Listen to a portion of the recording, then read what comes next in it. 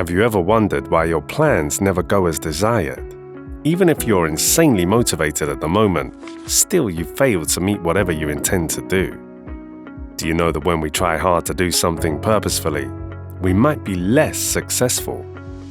This means that sometimes if we ease up on focusing too much on success, we might have a better chance of achieving it. Even though it might sound weird at first, as we go along, we'll show you step by step how to get to the top without even trying. The following steps include 1. Creativity and effort.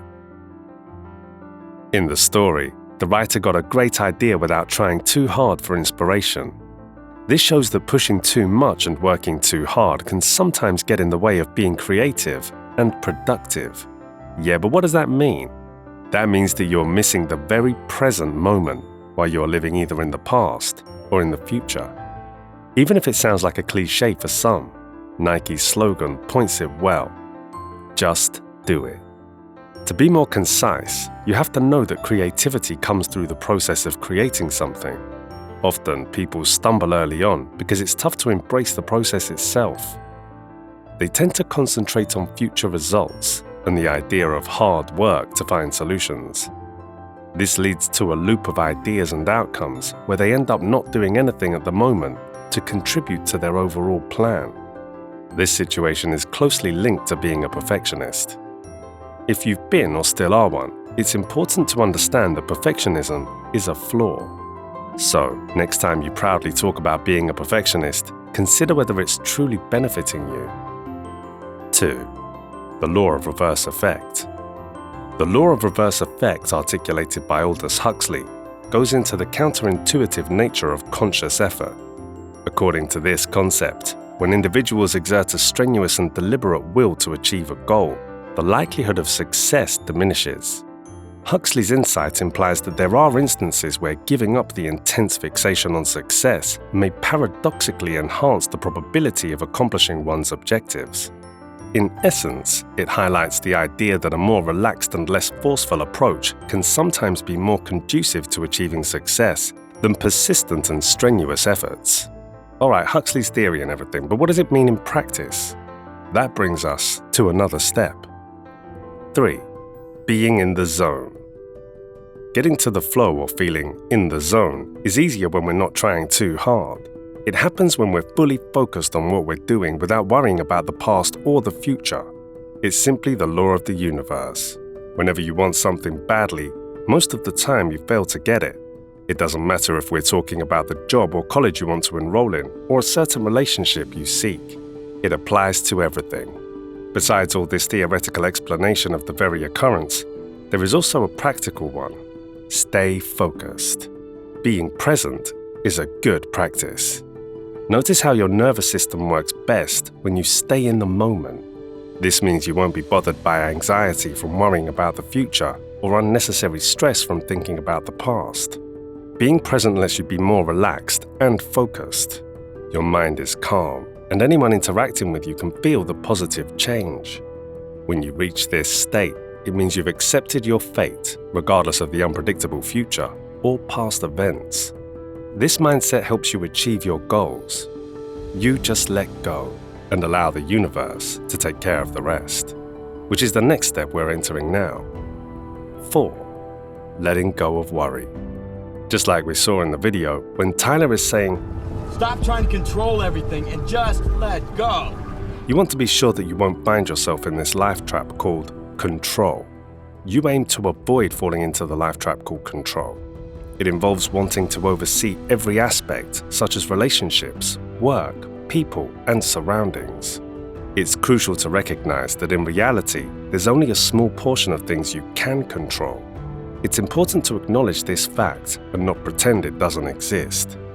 When you get caught up in the overwhelming task of trying to control everything, the anxiety that comes with it prevents you from being in the moment. As a result, you find yourself unable to take action, ultimately sabotaging your efforts once again. But wait, don't let go of this video, as we're sharing additional steps on how you can boost your productivity. 5. Impressing others. The story of the merchant and the sage shows that trying too hard to impress others often leads to the opposite effect. Genuine accomplishments don't need consistent validation or boasting. This is the thing everybody does. It just depends to which degree. It's important to know, on the other hand, that by doing so, you cause the opposite effect. How many times have you heard of somebody trying to impress people with money, education, status, or power? You could admit that many times such an attempt goes in the other direction.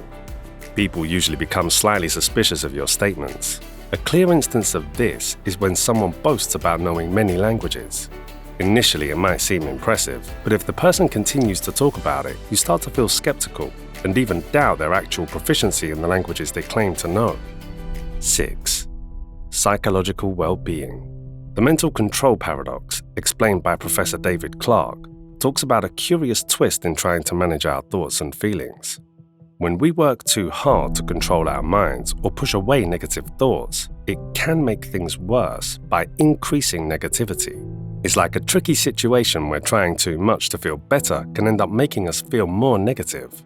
This idea suggests that sometimes it's better to accept and understand our thoughts and feelings instead of trying too hard to control them. 7.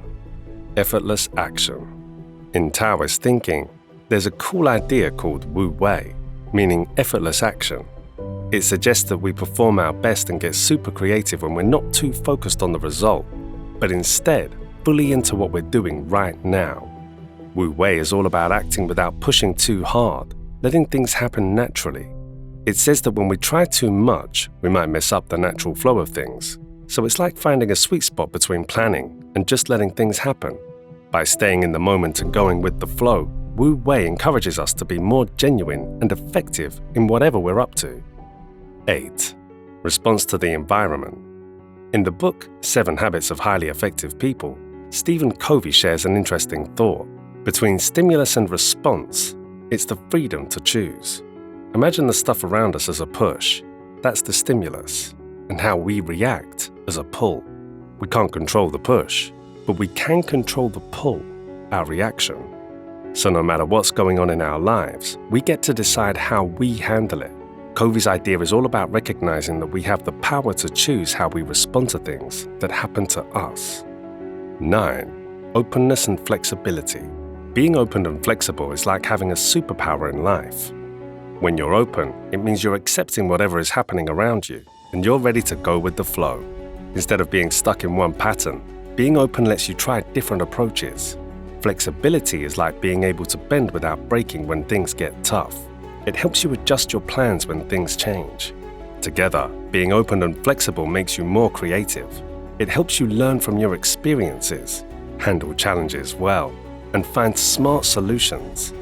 In a world that keeps changing, being open-minded and flexible is like having the skills to ride the waves of life. 10. Action over desire. Choosing action over just thinking or wanting something badly is key to making things happen. Of course, you'll have goals and dreams, but the real magic comes from doing stuff. It's like you can wish to be good at playing the guitar all day, but unless you pick up the guitar and practice, it won't happen. Sometimes getting too obsessed with wanting a particular result can slow you down. It's better to focus on what you can do right now. Take small steps and let your actions guide you towards success. So, the secret is to turn your desires into actions. That's where the real power lies. Are you satisfied with our content? Your feedback is important, so don't forget to share your thoughts in the comments below.